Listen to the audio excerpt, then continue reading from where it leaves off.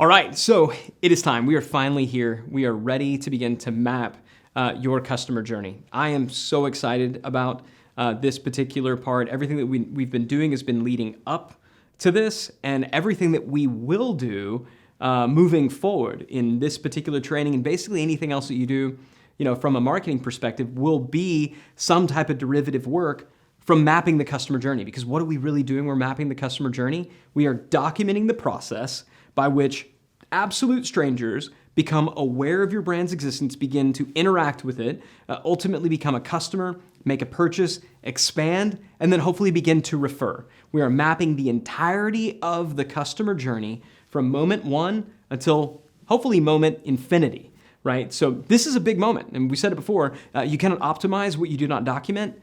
Now begins the process of documenting probably the single most important thing that you will document as a marketer, and certainly as a marketer that is setting strategy. So kind of turn back just a little bit. Do you remember when I kind of acknowledged before, yes, sales and marketing has changed, but one thing really hasn't changed, and that's these folks like us, right? These pesky human beings. Humans have not changed. Digital, as it has emerged, has unlocked a number of new tools and channels and opportunities. It's added a lot of complexity, which both has certainly its good and its bad side. But we can never forget that what we are doing at the end of the day, whether we're B2B, B2C, we are always H2H. We are always humans selling to other humans. And we need to remember that the sales and marketing process really does mirror. It has a lot of mirrors and a lot of parallels to other normal human relationship. And the better that we can understand how humans relate to one another, the better we're going to be at marketing. And one of the things that we know from human relationships is that sequence matters. All right? Sequence matters. I am happily married. I love my wife very, very, very much. But what I know for an absolute fact, had I walked up to her on our very first date and said, you know what? You seem like a nice person. I'm attracted to you. I'm thinking we should probably get married. That would have super creeped her out, all right?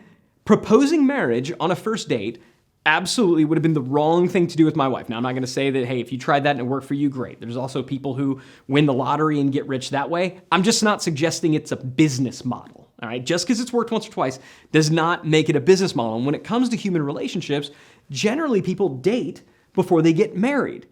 And yet we somehow forget this when we get into business relationships. And all too often, what I see marketers do is the big failure that I see them make is I see them do this. I see them propose on a first date, all right? When they should be romancing, when they should be nurturing this relationship along, they get impatient, they get out of sequence, and they say, hey, nice to meet you, want to get hitched. And they wonder why their conversion rates are so low.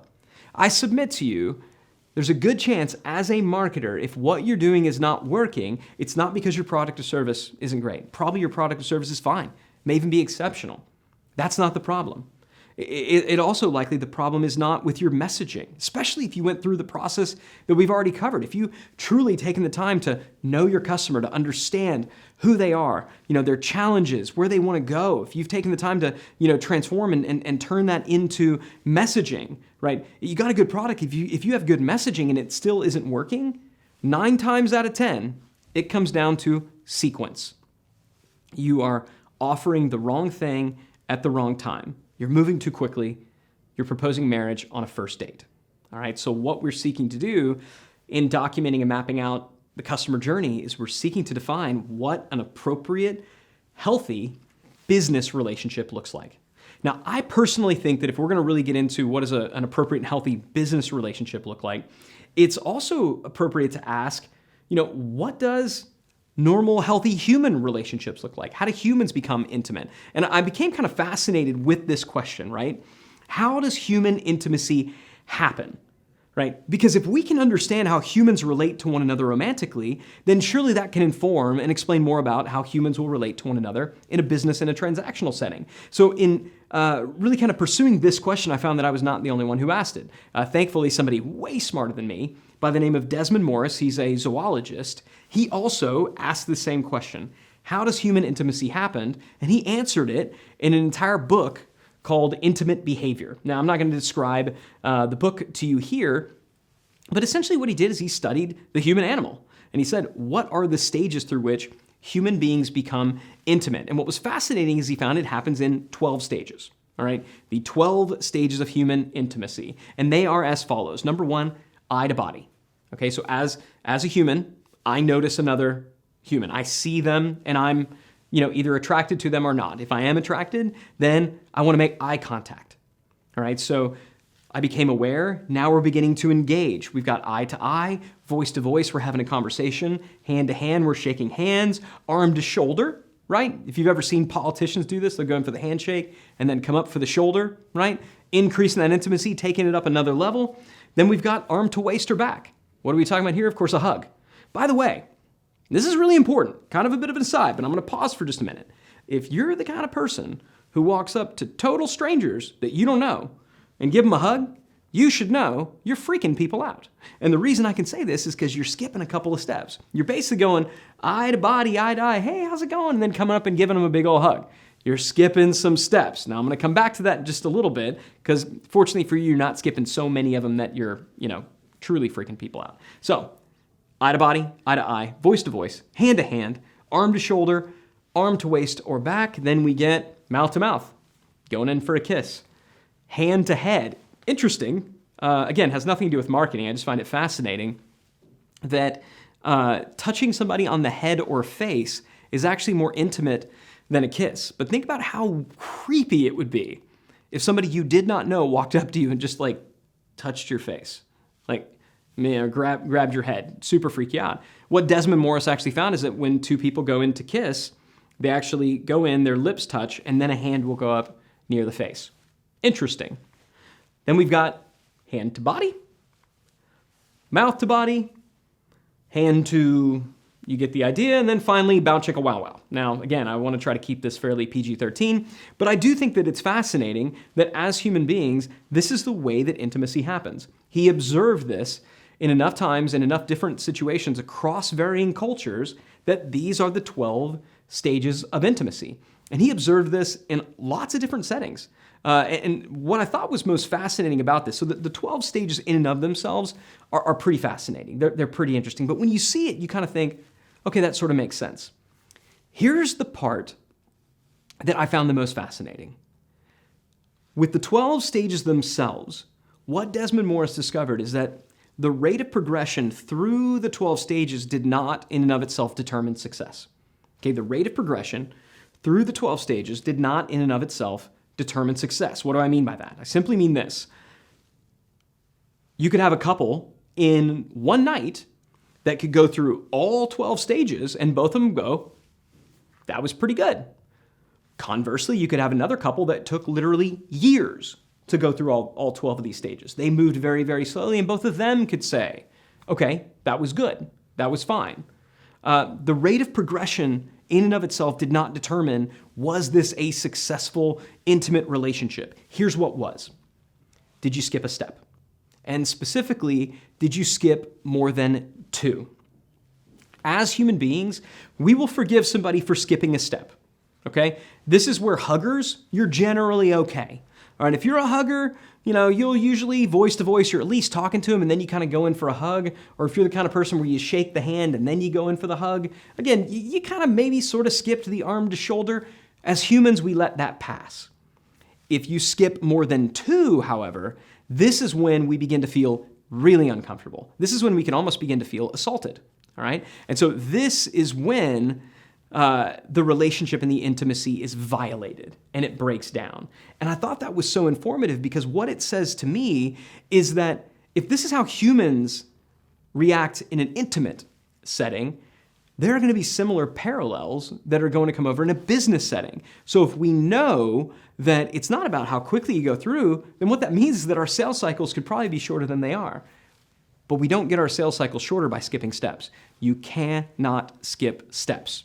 So all this begs the question, what are the steps? Well, Desmond Morris had 12 for human intimacy. For business intimacy, we have reduced it down to 8, and these are 8 steps that should already be somewhat familiar to you because we've already discussed them, so I'm going to review them here quickly. Just remember At the end of the day, it is your job to move people from a less desirable before state to a more desirable after state. We can never forget that. We can never forget that our customer and them improving and them being successful in their life, that is what we are manufacturing.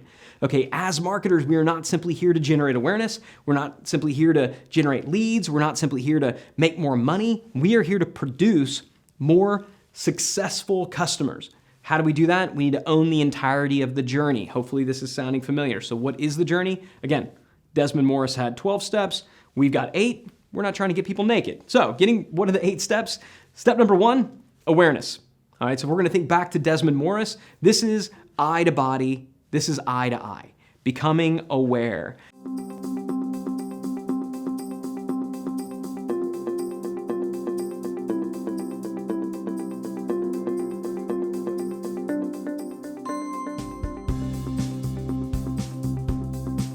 Now we get into engage, right? Eye to eye, transitioning into voice to voice. We're shaking hands, right? Now we get into the subscribe stage while getting their digits, which is, I don't think, what the kids say anymore, but whatever the kids say these days, whatever it is to get somebody's number, not one of Desmond Morris's 12 steps, but a pretty important one in terms of dating. Subscribe, right? That's gonna be 3. Then convert, getting that first date, right? Meeting for coffee. Then the excite stage, right? Stage 5, making sure that when you did meet, that they were actually happy that they did it. That when you met them for coffee, that you didn't just talk about yourself the whole time. That you actually showered and brushed your hair and wore a clean shirt and told some funny jokes, right? The excite stage. Then we move into the ascend stage. Now we're going on, more dates. We're getting exclusive. Maybe we're even getting engaged at this stage. And then this is admittedly when some of the parallels with traditional intimate relationships come out. Advocacy, telling other people about us, and then ultimately, a promoter. My wife likes to tell me that's big time where the analogy breaks down, but it's still there, right? You can see how the basic flow of human intimacy also follows the same flow in business intimacy. And what I think is so important to understand is that it's humans. I don't care what you're selling, and I don't really care who you're selling it to. B2B, B2C, it doesn't matter. We're all humans who want to be better versions of ourselves, and if you can speak into that as a marketer, then you're going to be very, very successful. So coming down to a digital marketing perspective, all right, that's getting really kind of, floating around all over the place. What does it mean for you? What does it look like from a digital marketing perspective when you're setting digital strategy? So awareness, right? We think about awareness, that's a prospect seeing an ad. That's a prospect finding about you, finding you in search. They did a Google search and there you were. Maybe that's a prospect hearing about you via referral, maybe forwarding an email or sending you a link, right? That's how awareness happens in the context of digital marketing. Engagement, that's a prospect reading a blog post, engaging on social media, watching a video on YouTube, right? They're engaging. The conversation is beginning to occur. The subscribe stage, that's when they're opting in because they want to receive some gated content. Right? They want to receive access to premium content, to a lead magnet, something like that. So they're saying, yep, here's my contact information and permission to follow up. The convert stage, it's where the prospect makes a small purchase.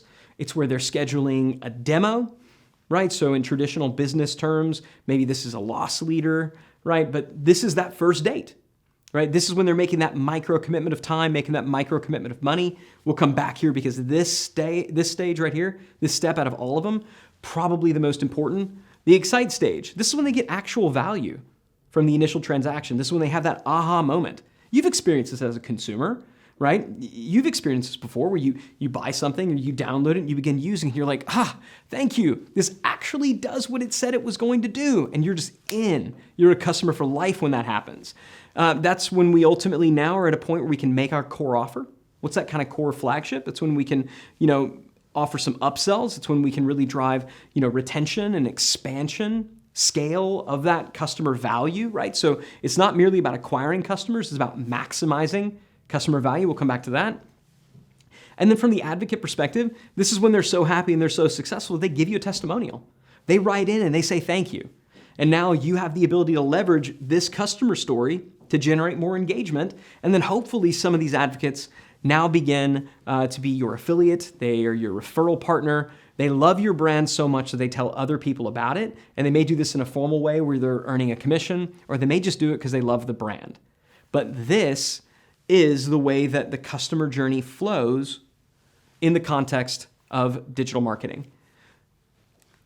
Now, the goal of this, when it comes right down to it, as we've shown before, the goal is to document one customer value journey for each avatar and each persona. So you will not have a customer value journey for a company, for a business as a whole.